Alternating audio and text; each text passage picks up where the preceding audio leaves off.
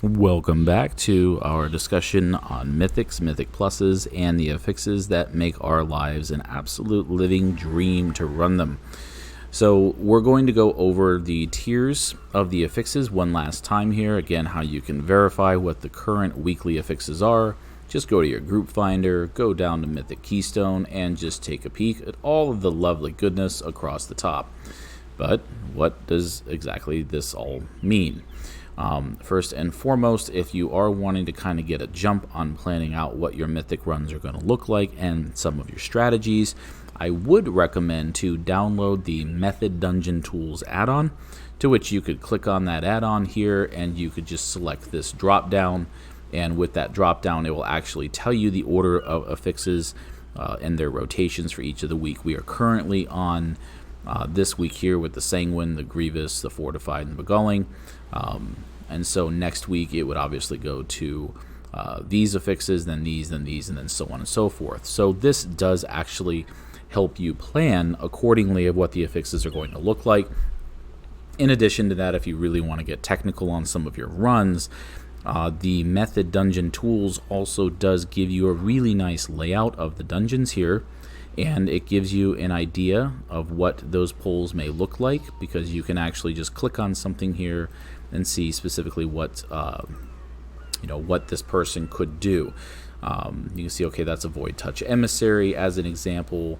We'll just get out of that. Or you could just look at this Piglet. Here's his health and so on and so forth. This is what he's affected by. He can be polymorphed, he can be taunted, so on and so forth. So if you're looking at getting very serious with your Mythic runs and plotting out the goodness of things, yes, you could use it for that. I personally do not use the Method Dungeon Tools to plan any of these routes. I only use it just to give me an idea of the affixes and just some of the abilities of some of the mobs as I'm running into them. There is another website that I do go through from the Raider.io that does give us weekly walkthroughs pertaining to the affixes and gives good recommendations and strategies as such. Please keep in mind, however, that a lot of these guides have been made with ideal situations. Veteran players, ideal pathing with ideal classes.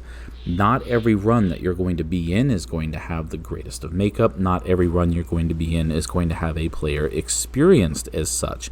Just because that person may have a very high eye level and have some of the best gear in the game does not necessarily mean that they were not run through and or carried through to get to that place in life, or for that matter, they may have no idea how to run all of the combinations of affixes that you see. There are 12 of them, so you think about over the course of 12 weeks. If you are just starting to run Mythics and Mythic Pluses, it's going to take you several months to become comfortable with all of the affixes and the combinations therein. So don't get hard on yourself and don't try to get too frustrated just because you've been able to ace one set of affixes with no problems, but then you hit a roadblock on the next week's affixes. Some of these are more beneficial to melee classes, others more beneficial to ranged. You will just have to work with the guild to establish what classes and or abilities, consumables, interrupts, so on and so forth, and or capabilities that your team has. What works this week will not work next week, and so forth. That's part of the challenge with the Mythic Plus, hence why the loot rewards are so awesome.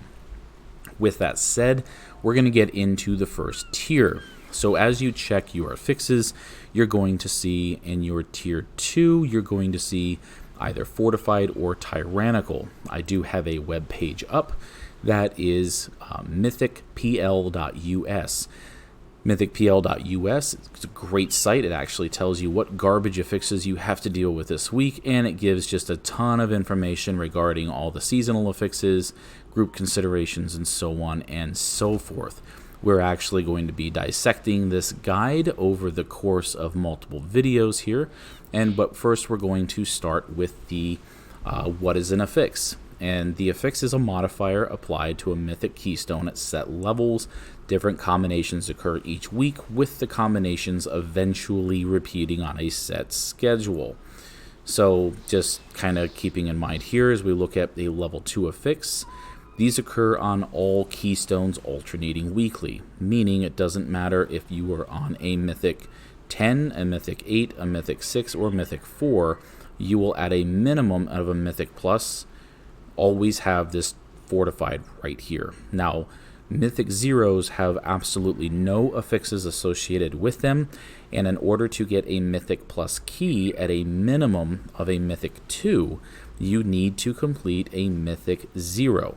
If you have never had a Mythic Plus key, by completing a Mythic 0 will give you a Mythic 2 key, and let's say that you have completed a Mythic 10 at one point, and you did not complete anything better than a 10 the following week, your key would go down one level to a 9, and so on and so forth.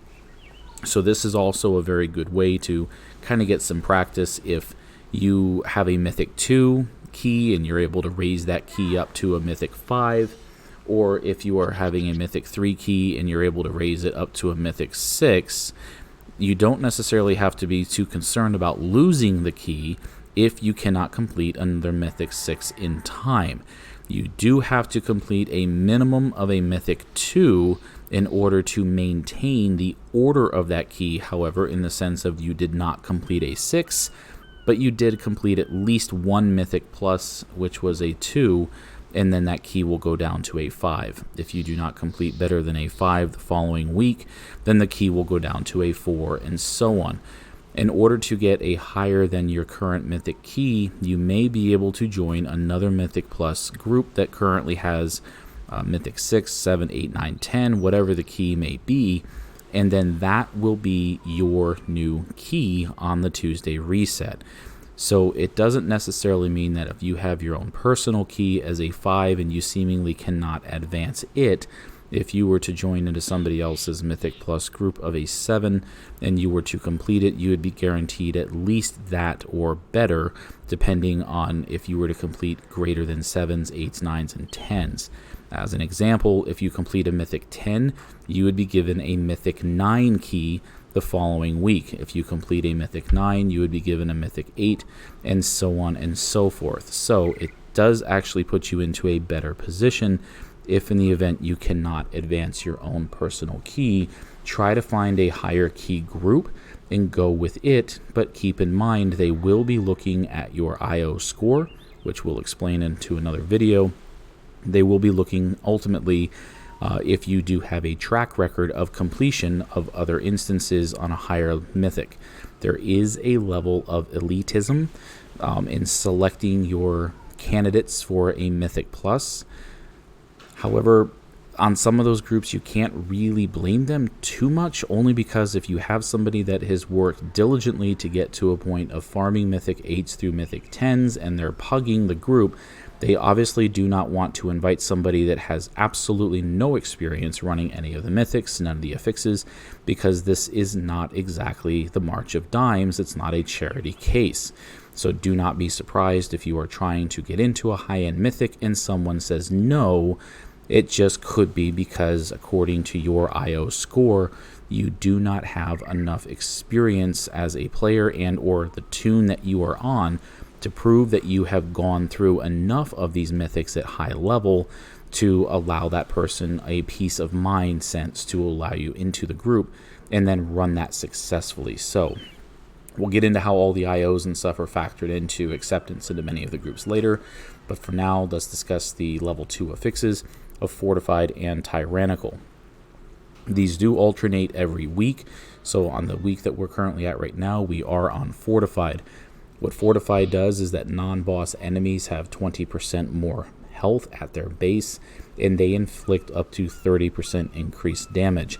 This becomes a problem if you have an up-and-coming tank that has been able to comfortably tank a Mythic 0, but has struggled with some of the Mythic 2s, 3s, and 4s on the first couple of pulls, and has come close to almost dying when the level 2 affix instead was Tyrannical, which boosts your boss, instead of being Fortified. And this becomes an issue because if your tank does go to pull the normal 4 pull, and tries to off-heal himself, and the healer is trying to do with what he can to keep the tank up, well, now each one of those 4 mobs is going to be hitting for 30% more damage. Most likely your tank is going to die, your healer is going to hate life, and years of therapy bills will follow. So it is very important to gauge the metric of your tank's capabilities, and understanding as a tank, you have to mitigate your damage. You're going to get beat on rather much, and if you start pulling more and more mobs into the already existing mobs that you have, every one of them has a base health increase of 20%, and every one of them is beating you for 30% increased damage. So what may feel like a pull of full 4 could feel like a pull of 6 or 7 to your healer, and could also put a strain on your DPS, because all of those mobs having that increase in health now puts the strain on how much damage they can do the fastest in a cleave perspective to bring them down. So you could also be up against the Tyrannical. Now the Tyrannical introduces a different element to the fight. Your mobs are not boosted at this point, or at least their base damage and their base health is not, maybe, depending on the next affixes, but the Tyrannical actually gives the bosses more health and deal 15% more damage, but they have 30% more health. Meaning if you're used to taking the boss down in under 2 minutes or between 2 and 3 minutes, this is going to be a long fight. You most likely are going to be going between 3 to 5 minutes fighting this boss, so you are going to want to use your cooldowns effectively and time if it is a phased instance with the boss. As an example, the Temple of Sethralus. There is, I believe, the second boss that is in there. Let's go ahead and pull this up on our little handy guide here.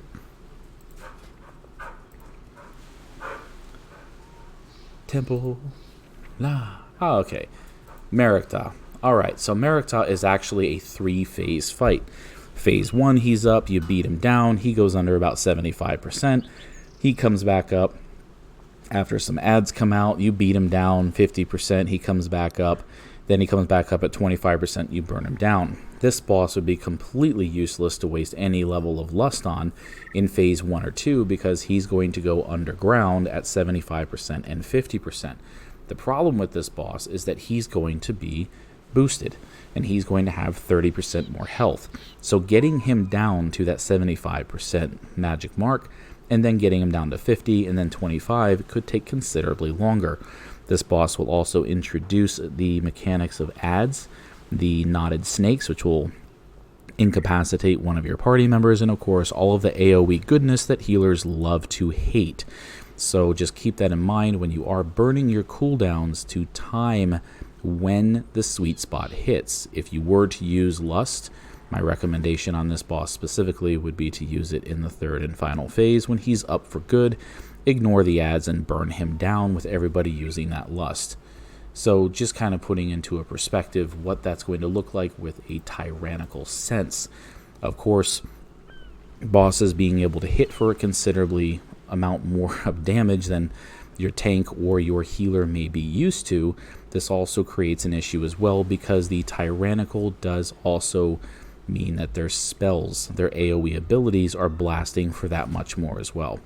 So even though the boss may only be doing 15% more damage to a tank who can mitigate everything or hit his I win button as a paladin, to a healer it is absolutely critical that those spells get interrupted, because that extra 15% on a squishy is going to hurt quite a bit and could potentially take that squishy down to almost nothing in health. There are additional affixes down the line that if you are taking significant damage, or if the healer is not keeping the party above 90% health, the party begins to die rapidly. So it is important that when Tyrannical is engaged, that your class makeup, your party makeup, has very strong single target damage. We don't really care about the mobs in a Tyrannical affix, because the mobs are going to die. They're going to get cleaved down. They're going to get pulled down with no problem. But with Tyrannical, no amount of somebody saying, well, I can do 100,000 DPS, sure. But if I'm pulling 12 guys onto you and I were to take 100,000 divided by 12, that's how much your single target damage DPS is. But I need you to be able to hit single target damage the boss for 30k DPS. So just kind of keep that in mind there. With your fortified, you're going to want very heavy cleave-oriented. You're going to want some very heavy cleave-oriented classes that still have very strong single target, but you're not as focused on single target damage, because if you have classes such as your Fury Warriors or your mages, your warlocks, anybody that can cause significant amount of damage equally spread across targets, this is where you could be more focused on your cleave and less of your single target damage. So this is the level 2 affix. And again, any Mythic plus greater than 2 will always include one or the other, either the fortified or the tyrannical. In the next video, we will go through the level 4 affixes, which, as you can see, there's quite a few of them.